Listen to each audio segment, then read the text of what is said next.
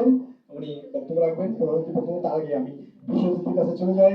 আমাদের সম্মানিত বিশেষ অতিথি সমাজসেবা অধিদপ্তরের মহাপরিচালক জনাব সাইদুর রহমান খান স্যার।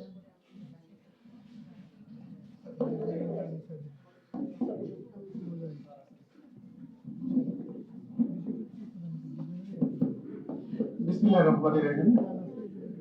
আন্তর্জাতিক প্রবীণ দিবস 2025 উপলক্ষে আমাদের রিসোর্স ইন্টিগ্রেশন সেন্টার কর্তৃক আয়োজিত আজকে এই আলোচনা সভা। এই সভায় আমাদের মাঝে উপস্থিত রয়েছেন আমাদের রিসোর্স ইন্টিগ্রেশন সেন্টারের সম্মানিত নির্বাহী পরিচালক মহোদয় মোহাম্মদ আবুল হাসিব খান। আমাদের এই অনুষ্ঠানের প্রধান অতিথি হিসেবে উপস্থিত রয়েছেন স্বাস্থ্যসেবা বিভাগের সম্মানিত সুযোগ্য সচিব মহোদয়, সিনিয়র সচিব মহোদয় জনাব মোহাম্মদ সাইদুর রহমান স্যার। আরো বিশেষ অতিথি হিসেবে রয়েছেন হালিদা হানুম, যার পরিচয় লাগে না, ইনস্টিটিউশন হিসেবে পরিচিত।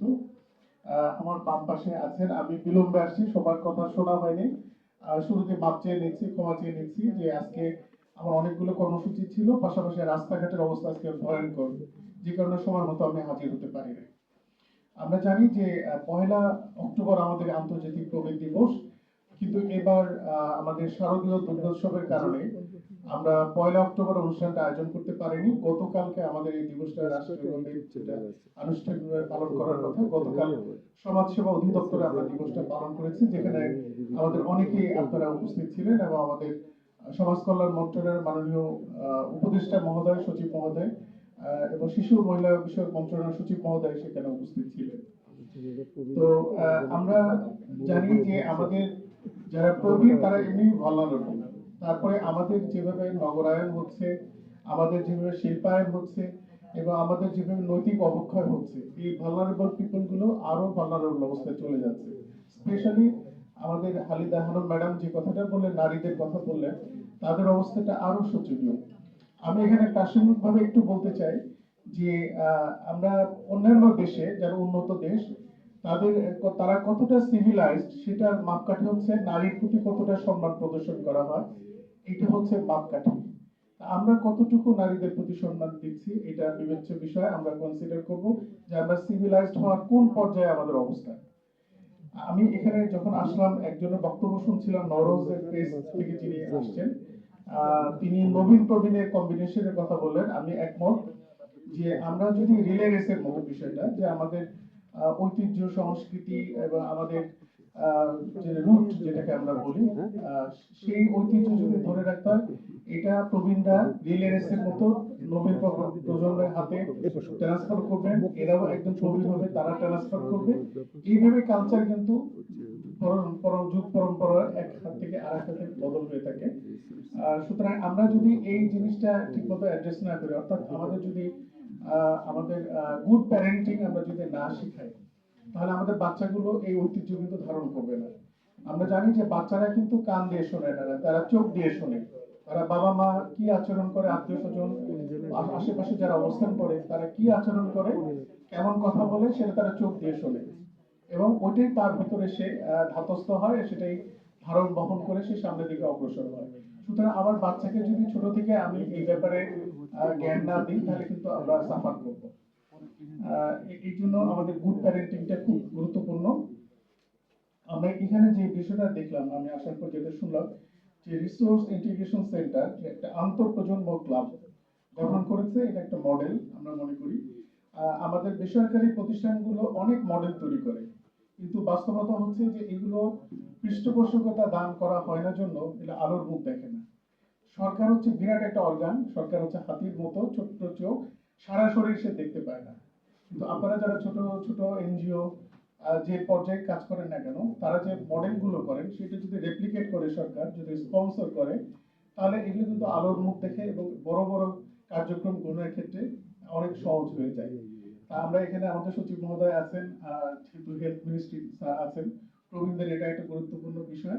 এই বিষয়টা আমাদের ভাবনা চিন্তার অবকাশ রয়েছে। গতকালকে আমরা যে দিবস উদযাপন করলাম, সেখানে আমাদের হালিদা আহমেদ ম্যাডাম একটা ব্র্যান্ডিং করেছেন আমাদের প্রবীণদেরকে নিয়ে, সোনালী পাতা হিসেবে, এবং ওখানে আমিও আরেকটা ব্র্যান্ডিং করেছি যে আমাদের লাইট হাউস, যিনি আমাদেরকে পথ দেখান, আলো দেখান।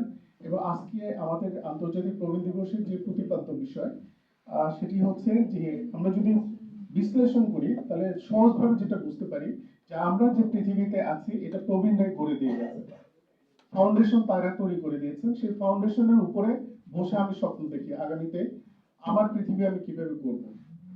সুতরাং এখনই সময় হচ্ছে যিনি আমার ফাউন্ডেশন গড়ে দিলেন তার ঋণ শোধ করা। ঋণ শোধ করার জন্য আমাদের যা কিছু করার সেটা সরকারি তরফ থেকে, বেসরকারি তরফ থেকে, প্রত্যেকের তরফ থেকে এটা করতে হবে। কারণ হচ্ছে এই প্রবীণরা হচ্ছে আমাদের বিভিন্ন জ্ঞান, অভিজ্ঞতা, পরামর্শ দানের হচ্ছে অফুরন্ত একটা উৎস এবং তাদের যথেষ্ট অবদান রয়েছে। এই অবদানকে আমাদের স্বীকার করতে হবে, স্বীকৃতি দিতে হবে। এই জন্য আমাদের কি করতে হবে? তাদের মানবাধিকার রক্ষা করতে হবে। তারা অনেকাংশে অনেক বৈষম্য শিকার হচ্ছেন, অপমান অপদস্থ হচ্ছেন, প্রাপ্য মর্যাদা তারা পাচ্ছেন না। এই কারণে আমাদের তাদের মানবাধিকার সুরক্ষা করতে হবে এবং এটার জন্য আমাদের সহায়ক নীতিমালা তৈরি করতে হবে। নীতিমালা আমাদের অনেক আছে, কিন্তু কার্যকর নীতিমালার অভাব আমাদের রয়েছে। সেটা হচ্ছে মাঠ পর্যায় থেকে আমরা যারা সবাই নিয়ে কাজ করি, সবার মতামত নিয়ে, সবার অংশগ্রহণের মাধ্যমে, সিটিজেন এঙ্গেজমেন্টের মাধ্যমে আমাদের এই নীতিগুলো তৈরি করতে হবে। আদারওয়াইজ এগুলো শুধু মানে পুস্তকের পাতায় রয়ে যাবে, এটা কখনো ইমপ্লিমেন্ট হবে না। আমরা যেটা মনে করি, আমরা সরকারি তরফ থেকে কি করছি, আমরা যদি আমি যেহেতু সমাজ সেবা অধিদপ্তরের ডিজি, আমি আপনাদের অবগতির জন্য জানাচ্ছি যে আমরা চলতি বছরে 61 লক্ষ আমরা বয়স্ক ভাতা প্রদান করছি, যেখানে যদিও টাকার পরিমাণটা অনেক কম, আমরা 650 টাকা করে দিই। মনে হতে পারে 650 টাকা দিয়ে কি হবে, কিন্তু আপনি চিন্তা করে দেন যে আমাদের যে রিসোর্স, সরকারি যে সীমাবদ্ধতা সম্পদের, সেখান থেকে রাষ্ট্র তাকে স্বীকৃতি দিচ্ছে। একজন বয়স্ক লোককে 650 টাকা দেওয়ার মাধ্যমে রাষ্ট্র যখন তাকে স্বীকৃতি দেয়, সমাজে তার একটা অবস্থান, পরিবারে তার একটা অবস্থান তৈরি হয়। আমরা এটা এইভাবে বিবেচনা করতে পারি যে আমাদের স্বল্প সীমিত সম্পদ দিয়েও আমরা 4,791 কোটি টাকা এই সমস্ত প্রবীণ লোকদের জন্য আমরা এই বছর বাজেট রেখেছি। এছাড়া আমরা বিধবা নারী নিগৃহীতা যে ভাতা, আমাদের উপকারভোগী হচ্ছে 29 লক্ষ এবং এদেরকেও আমরা 650 টাকা করে প্রদান করে থাকি এবং 2,277 কোটি টাকা। এছাড়াও আমরা প্রতিবন্ধী ভাতা যারা প্রবীণ তাদেরকেও আমরা ভাতা প্রদান করে থাকি, আমরা 900 টাকা করে প্রদান করে থাকি।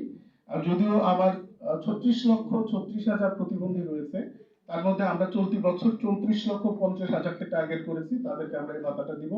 এর মধ্যে কিন্তু প্রবীণ প্রতিবন্ধীরা রয়েছে।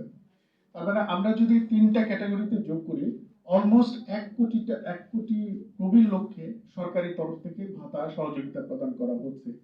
এখন কথা হচ্ছে যে এই ভাতা প্রদানটাই কি যথেষ্ট কিনা? এটা তো স্থায়ী কোনো সমাধান না। অল্প নামকা অবস্থায় টাকাটা দেয়া হচ্ছে। যে এই প্রবীণ ব্যক্তির স্বাস্থ্য সেবা কিভাবে নিশ্চিত করা যায়, তার মানসিক স্বাস্থ্য কিভাবে আমরা একটা উন্নত পর্যায়ে নিয়ে আসতে পারি, সহায়তা প্রদান করতে পারি, তার নিরাপদ বাসস্থানের কিভাবে সংস্থান করতে পারি, তার বিকল্প কর্মসংস্থানের কিভাবে আয়োজন করতে পারি, তাকে কিভাবে সক্রিয় রাখা যায়, তার বিনোদনের কি আয়োজন করতে পারি, এই বিষয়গুলো এখন সরকারকে ভাবতে হবে এবং এই বিষয়ে পদক্ষেপ গ্রহণ করতে হবে। আমি আর কথা বাড়াবো না, আমাদের প্রধান অতিথি মহোদয়ের কাছে আমরা শুনবো নামাজের সময় সমাগত। আমরা শুধু এটা বলবো যে প্রবীণরা শুধুমাত্র যে যত্নের প্রাপক সেটা কিন্তু না, তারা হচ্ছে সমাজ পরিবর্তনের এজেন্ট। সুতরাং যার যেটা প্রাপ্য সেটা যেন আমরা দেই, সে ব্যাপারে আমরা সচেতন হই, আমাদের তরফ থেকে যাতে আমরা কন্ট্রিবিউট করি, এই আশাবাদ ব্যক্ত করে সবাইকে ধন্যবাদ, কৃতজ্ঞতা জানিয়ে আমি আমার বক্তব্য শেষ করছি। ধন্যবাদ সবাইকে। ধন্যবাদ স্যার আপনার সুন্দর বক্তব্যের জন্য।